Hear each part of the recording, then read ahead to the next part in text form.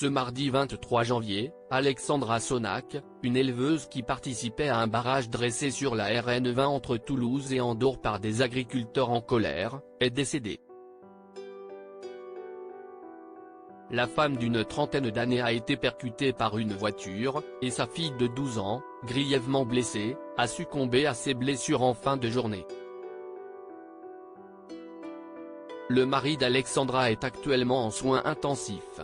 Interviewée par le média Objectif Gare, Brigitte Macron a souhaité s'exprimer sur le drame de Pamiers.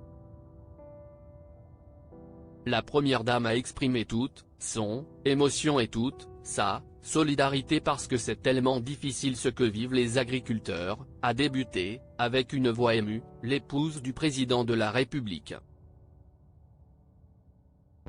Elle ajoute, « Aujourd'hui, ça a été particulièrement affreux », avant de conclure, en cherchant ces mots, « Je veux simplement leur dire toute mon émotion face au drame, ne les oublions pas ». Comme le relèvent nos confrères de BFM TV, l'agricultrice témoignait au micro d'une radio locale, quelques jours avant le drame.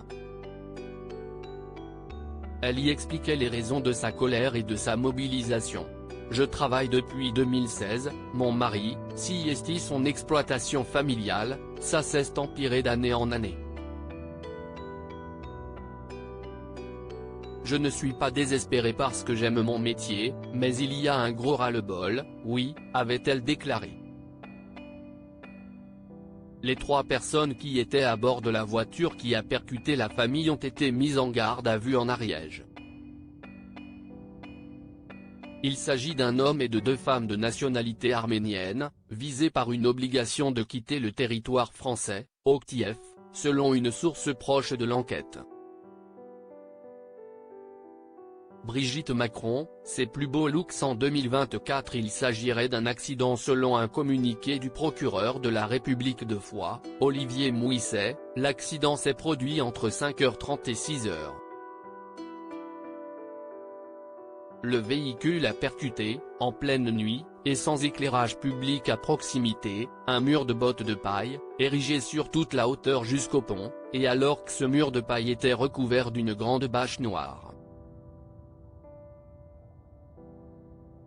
Derrière ces bottes de paille, un grand barnum était installé et des manifestants s'y restauraient. Le véhicule a alors percuté Alexandra Sonac, son conjoint et leur fille avant de finir sa course dans la remorque d'un tracteur. Les 3 occupants de la voiture ont été légèrement blessés. Une enquête judiciaire a été ouverte pour homicide involontaire aggravé et blessure aggravée. Article écrit en collaboration avec 6 médias Crédit Photo, Romain Doucelin.